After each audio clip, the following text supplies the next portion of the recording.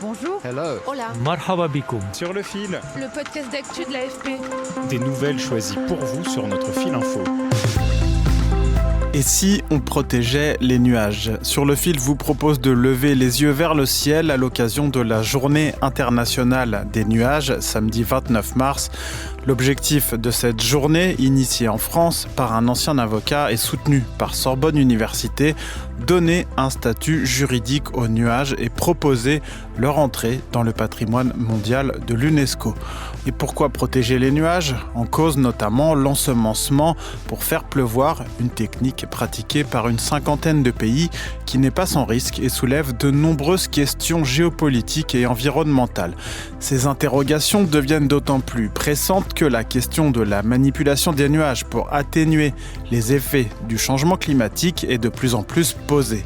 Pour cet épisode, nous avons interrogé Mathieu Simonet, l'ancien avocat à l'initiative de la Journée internationale des nuages, et Camille Rizzi et Jean-Louis Dufresne, chercheurs au CNRS et spécialistes des nuages. Sur le fil. La France, la Chine, les Émirats arabes unis, le Mexique, la Thaïlande, une cinquantaine de pays manipulent les nuages sans règles ou presque. En tout cas, sans aucune réglementation internationale. La technique, répandue depuis les années 50, consiste à injecter, depuis le sol ou depuis un avion, des composés chimiques, principalement pour faire pleuvoir et lutter contre la sécheresse. C'est ce que sont en train de faire ces pilotes thaïlandais appartenant au service royal des faiseurs de pluie. Nous vous en avions déjà parlé dans notre podcast Sur la Terre.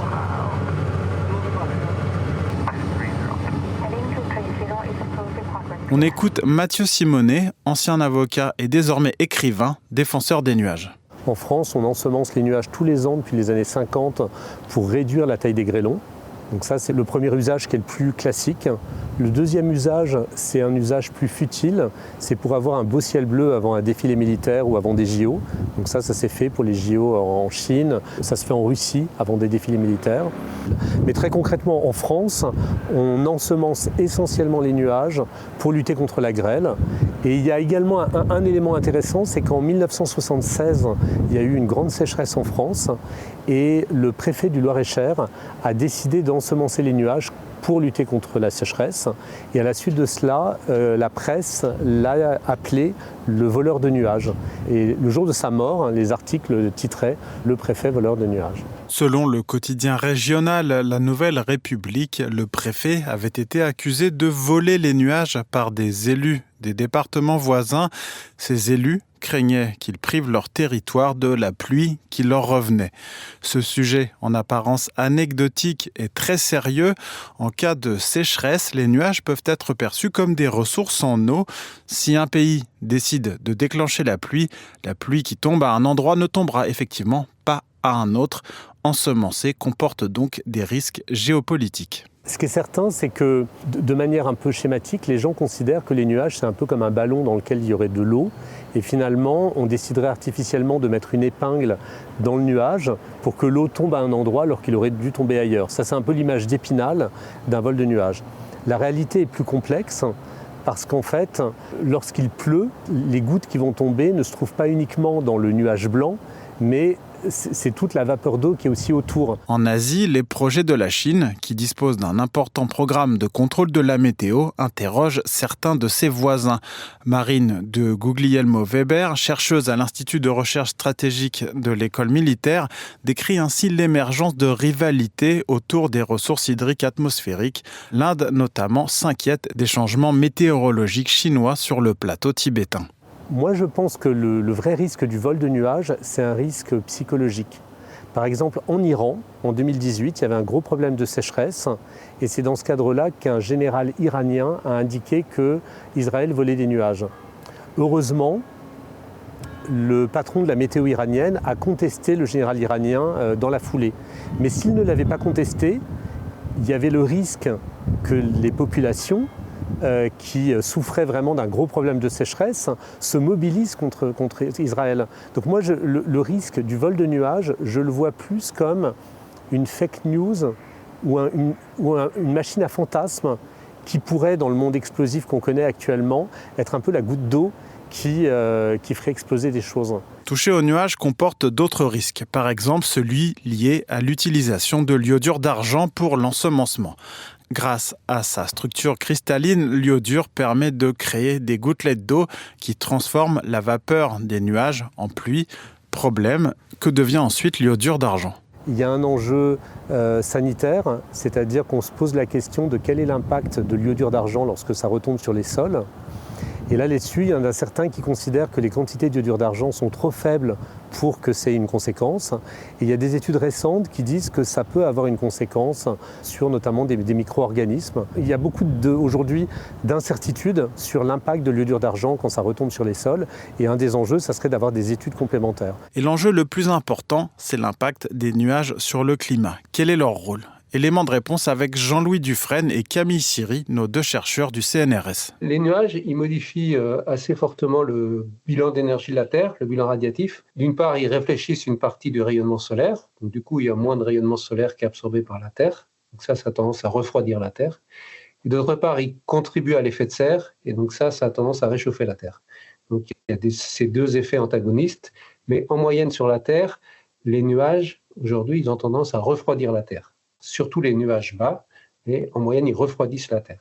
La principale rétroaction nuageuse, c'est le fait qu'avec le réchauffement climatique, on pense que la couverture en nuages bas, de type cumulus ou stratocumulus, va être moins forte. C'est-à-dire qu'il va y avoir moins de nuages bas, en particulier dans les tropiques. Et ces nuages bas tropicaux ont un effet parasol. Donc, moins d'effet parasol veut dire une Terre qui se réchauffe plus. Et donc, c'est un cercle vicieux. Plus la Terre se réchauffe, moins il y a de nuages bas dans les tropiques, et donc plus la Terre se réchauffe. Donc moins de nuages bas, cela paraît assez logique, veut dire plus de réchauffement.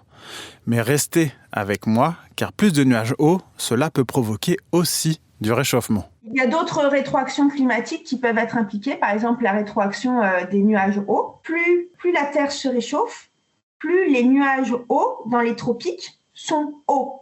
En particulier, les enclumes de cumulonimbus, elles ont une certaine altitude, et cette altitude, elle augmente avec le réchauffement climatique. Et donc, ces nuages, avec le réchauffement climatique, vont avoir un effet de serre plus important parce qu'ils sont plus hauts. Et donc, c'est aussi une boucle de rétroaction positive. Et si les nuages pouvaient aussi lutter contre le réchauffement climatique ? Certains nourrissent justement l'idée de les manipuler pour refroidir la planète. L'une des méthodes de géo-ingénierie possibles, c'est d'augmenter la réflexion du rayonnement solaire. Donc, pour augmenter la réflexion du rayonnement solaire, des gens ont imaginé modifier les surfaces de la Terre pour les rendre plus blanches, plus réfléchissantes. C'est pour cela, par exemple, que des initiatives pour peindre en blanc les toits des bâtiments sont apparues un peu partout dans le monde, comme en Inde ou à New York. Cela s'appelle les cool roofs, les toits froids. Mais restons-en là parce que pour l'instant, on parle de nuages. Continuons. Mais on peut aussi imaginer manipuler les nuages pour qu'ils deviennent plus couvrants, pour qu'ils couvrent une plus grande surface de la planète et donc pour qu'ils réfléchissent plus de rayonnement solaire. L'une des méthodes pour ça serait par exemple d'injecter des poussières au-dessus des océans pour former plus de nuages et des nuages qui restent plus longtemps dans l'atmosphère et donc qui réfléchissent plus de rayonnement. Sur le papier, c'est séduisant, mais dans les faits... Si on modifie le climat en rendant la Terre plus réfléchissante, on va limiter le réchauffement climatique puisqu'on va réfléchir plus de rayonnement solaire. Donc, le but pourrait être atteint de ce point de vue-là. Mais à quel prix ? Parce que si on réfléchit plus de rayonnement solaire, il va y avoir moins d'énergie pour évaporer l'eau au niveau des océans. Et le risque, c'est une réduction de la quantité de pluie qui tombe et par exemple une aggravation des sécheresses. Donc c'est pourquoi, avant de se lancer dans ce type de projet, il y a tout un travail d'étude des conséquences climatiques et pas seulement sur le réchauffement, il faut voir les choses de manière beaucoup plus globale. Et Mathieu Simonet s'inquiète. Un des effets secondaires que je trouve intéressant à rappeler, c'est que potentiellement on perdrait la couleur bleue du ciel. Et tout d'un coup, je trouve ça extrêmement intéressant, tout comme il faut protéger les nuages, de protéger la couleur bleue du ciel. En fait, au niveau juridique, il y a plusieurs enjeux. Le premier enjeu, ce serait de considérer que les nuages, c'est un bien commun et qu'aucun pays ne peut décider seul ce qu'il va faire aux nuages et qu'il faut décider de manière internationale, soit de ne pas toucher aux nuages, soit des règles de bonne conduite sur l'ensemencement des nuages. Donc la première idée, ça serait de se dire il faut qu'on se mette d'accord lorsqu'on utilise les nuages ou il faut se mettre d'accord pour interdire l'ensemencement des nuages. La deuxième idée, ça serait de protéger les nuages dans le patrimoine mondial de l'UNESCO, donc c'est un enjeu symbolique mais aussi concret. Le troisième enjeu, c'est d'interdire qu'on utilise les nuages comme arme de guerre. Et le quatrième et dernier enjeu, ça serait de voir si on ne pourrait pas donner la personnalité juridique aux nuages. Donc là, c'est un petit peu différent. Là, la question n'est pas de savoir quelles sont les règles qu'on décide collectivement, c'est plutôt de dire les nuages peuvent avoir des droits indépendamment des humains. Pour nos deux scientifiques du CNRS, il est nécessaire de protéger les nuages, mais ils avancent toutefois des pistes. Camille Siri, par exemple, estime en ce sens qu'il faut se concentrer sur des techniques éprouvées comme la lutte contre la déforestation, car les forêts sont essentielles au cycle de l'eau. Les deux chercheurs me l'expliquent en tout cas, les sciences du climat se penchent sérieusement sur l'étude des nuages. Dans les modèles qui prédisent l'ampleur du réchauffement climatique, les nuages sont actuellement l'une des principales sources d'incertitude. L'augmentation de la température peut passer du simple au double selon les modèles de nuages utilisés par les climatologues. Merci d'avoir écouté cet épisode. Merci à mes collègues Madeleine Pradel et Emma Guillaume pour leur participation. Je suis Maxime Mamet. Sur le fil revient lundi.